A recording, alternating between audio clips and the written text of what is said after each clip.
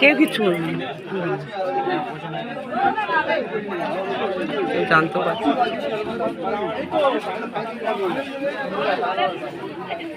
Hello guys, আমরা সবে খেতে বসছি, এখনো খাবার এসে পৌঁছায়নি। তো এবার আমরা খাওয়াটা শুরু করবো।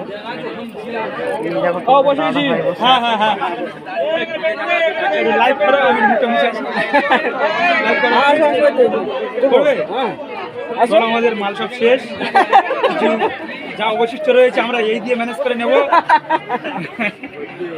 যথাযোগ্য সম্মান সবার কাছ থেকে আশা করছি।